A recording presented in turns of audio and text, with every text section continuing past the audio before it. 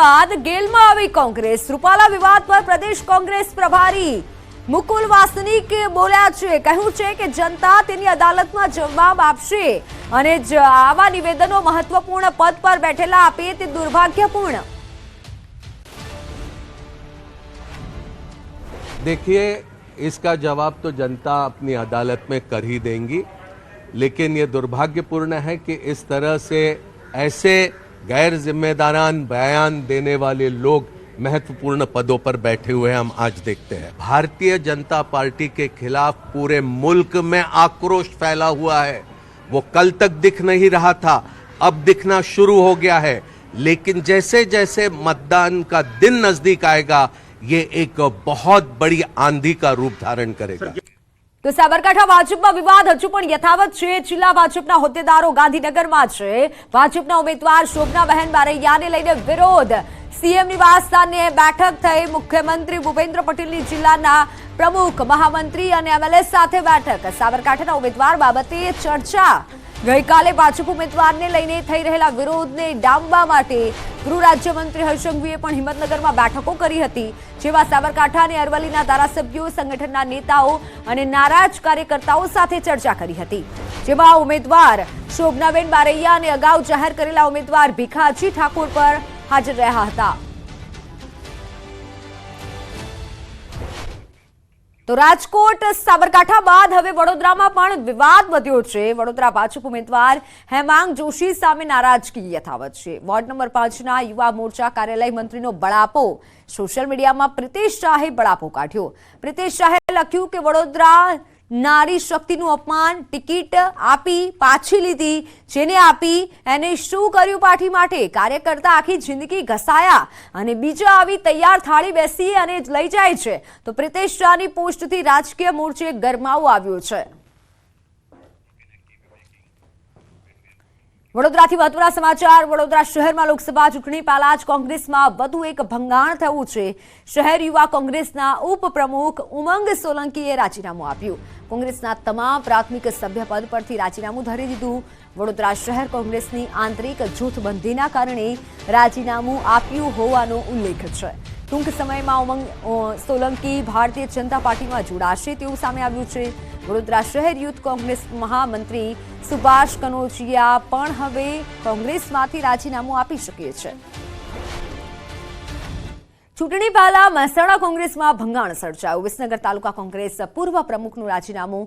પશાભાઈ પટેલે અંગત કારણોસર કોંગ્રેસના પ્રાથમિક સભ્યપદેથી રાજીનામું આપ્યું। છેલ્લા 35 વર્ષથી પશાભાઈ પટેલ કોંગ્રેસ સાથે જોડાયેલા હતા। પશાભાઈ પટેલ દ્વારા રાજીનામું આપતા વિસનગર કોંગ્રેસમાં હલચલ વધી। અનામત આંદોલન વખતે તાલુકા પંચાયતમાં કોંગ્રેસને ટકાવી રાખવા મહત્વનો રોલ ભજવ્યો હતો।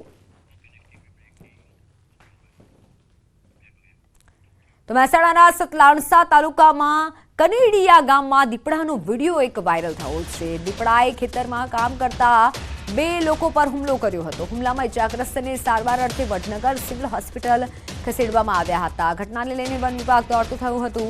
વન વિભાગના આરએફઓ સહિતના કર્મચારીઓ ઘટના સ્થળે પહોંચ્યા હતા। મહેસાણામાં ફરી એકવાર દીપડો નજરે પડ્યો છે। ઘટનાને લઈને વન વિભાગ હાલ દોડતું થયું છે અને તપાસ હાથ ધરી છે। દીપડાનો એક વિડીયો સામે આવ્યો છે, જે વિડીયો અત્યારે સોશિયલ મીડિયામાં વાયરલ થઈ રહ્યો છે। ખેતરમાં કામ કરતા દીપડાએ 2 લોકો પર હુમલો કર્યો હતો। 2 લોકો ખેતરમાં કામ કરી રહ્યા હતા અને તે દરમિયાન આ દીપડાએ હુમલો કર્યો હતો। ઘટનાને લઈને હાલ વન વિભાગને જાણ કરવામાં આવી। વન વિભાગ પણ દોડતું થયું છે અને 2 ઇજાગ્રસ્તોને સિવિલ હોસ્પિટલ ખાતે ખસેડવામાં આવ્યા છે। કનેડિયા ગામમાં આ ઘટના બની, જો કે દીપડાને જોઈ અને લોકો પણ ભયભીત બન્યા હતા અને લોકોમાં દહેશત વધી છે। ઇજાગ્રસ્તોને હાલ સિવિલ હોસ્પિટલ ખસેડાયા છે। ફોનલાઈન પર સંવાદદાતા કેતન જોડાઈ ચૂક્યા છે। કેતન, દીપડો દેખાયો છે, વન વિભાગની કેવી કાર્યવાહી? ચોક્કસથી મિત્તલ જણાવી દઉં કે સતલાસણા તાલુકાના કલોડિયા ગામમાં દીપડાનો જે આતંક હોય છે તે જોવા મળ્યો છે। હાલમાં જે દીપડાનો જે વિડીયો હોય છે તે પણ વાયરલ થયો છે। દીપડો એ ખેતરમાં કામ કરેલા 2 લોકો પર હુમલો કર્યો છે। હુમલામાં ઇજાગ્રસ્ત જે લોકો હોય છે તેને વડનગર સિવિલ હોસ્પિટલમાં ખસેડવામાં આવ્યો છે। ઘટનાને પગલે હાલમાં જે વન વિભાગ હોય છે તે દોડતું થયું છે। વન વિભાગના જે આરોપોના સહિતના જે કર્મચારીઓ હોય છે ઘટના સ્થળે પહોંચ્યા છે અને આ જે દીપડો હોય છે તેને પકડવાની જે કામગીરી હોય છે તે હાથ ધરવામાં આવી છે। બિલકુલ કેતન, આભાર માહિતી બદલ। બનાસકાંઠામાં સ્ટંટબાજીનો વધુ એક વિડીયો વાયરલ થયો છે। યુવક બાઇક પર હાથમાં ધારદાર છરો રાખી બાઇક ચલાવતો વિડીયો વાયરલ થયો છે। જાહેરમાં હથિયાર રાખી સ્ટંટબાજી કરતા ઇસમને પોલીસનો ડર ન હોય તેમ લાગી રહ્યું છે। વાયરલ વિડીયો શિહોરીથી પાટણ હાઈવેનો હોવાનું અનુમાન છે। ઓનલાઈન પર સંવાદદાતા કિશોર જોડાઈ ચૂક્યા છે। કિશોર, વિડીયોને લઈને શું વધુ જાણકારી મળી રહી છે? કોણ છે આ યુવક?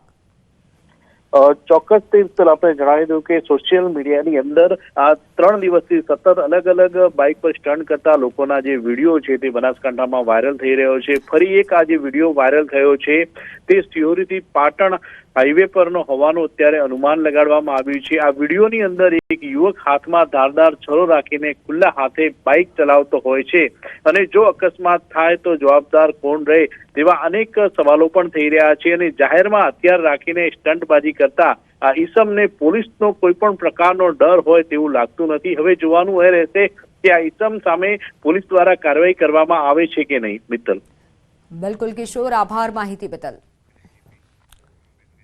વાત ગીર સોમનાથની। ગીર સોમનાથ સૂત્રાપાડા પોલીસ સ્ટેશનમાંથી આરોપી નાસી છૂટતા ચકચાર મચી છે। સગીરાને ભગાડી જવાના ગુનાનો આરોપી પોલીસ સ્ટેશનના પહેલા માળેથી કૂદી અને ફરાર થયો। પોલીસ સ્ટેશનમાં આરોપીના ચહેરા નિશાની કામગીરી દરમિયાન નાસી છૂટ્યો છે। પોલીસે ગુનો નોંધી આરોપીને શોધવાના ચક્રો ગતિમાન કર્યા છે। હજુ પણ આરોપી પોલીસ પકડથી દૂર છે। સુરતના ભાટીનામાં હિટ એન્ડ રનની ઘટના બની। બ્રિજ પર ટ્રક ચાલકે બાઇક ચાલકને અડફેટે લીધો। 19 વર્ષીય નવાઝ ખાનનું ઘટના સ્થળે જ મોત નીપજ્યું। અકસ્માત કરી ટ્રક ચાલક ફરાર થયો હતો ત્યારે પોલીસે સ્થળ પર પહોંચી તપાસ હાથ ધરી છે। સુરતના અઠવા વિસ્તારમાં પરિણીતા સાથે દુષ્કર્મ મામલો। નરાધમોએ મહિલા પર કરેલા અમાનુષી અત્યાચારનો વિડીયો સામે આવ્યો। સ્થાનિકોએ મહિલાને આરોપીની ચુંગલમાંથી છોડાવી હતી। 4 સંતાનોની માતાને હવસખોરોએ નિશાન બનાવી દુષ્કર્મ આચર્યું। ભોગ બનનાર પરિણીતાએ અઠવા પોલીસ સ્ટેશનમાં ફરિયાદ નોંધાવી છે। પોલીસે ફરિયાદના આધારે આરોપીની ધરપકડ કરી મહિલા પર અત્યાચાર કરનાર હવસખોરને સાથ આપનારની પણ ધરપકડ કરવા માટે અપીલ કરી છે। આરોપી હનીફ છે એ એની એકલતાનો લાભ ઉઠાવી અને એના મરજી વિરુદ્ધ બળાત્કાર કરતો હતો અને આ જે મહિલા છે એ પોતાની બદનામીની બીકે આ ફરિયાદ કરેલ નહીં, પરંતુ વધારે પડતું થઈ જતા બાદમાં એના હસબન્ડને જાણ કરી અને એના હસબન્ડે હિંમત આપતા મહિલા પોતે ફરિયાદ કરવા માટે પોલીસ સ્ટેશન આવેલી। હાલમાં આરોપી પોલીસ રિમાન્ડ હેઠળ છે। તો સુરતમાં વધુ એક માર્કશીટ કૌભાંડ બહાર આવ્યું છે। વિદેશ જવા માટે તેમજ સરકારી કામકાજ માટે ગુજરાત સહિત જુદા જુદા રાજ્યોના શિક્ષણ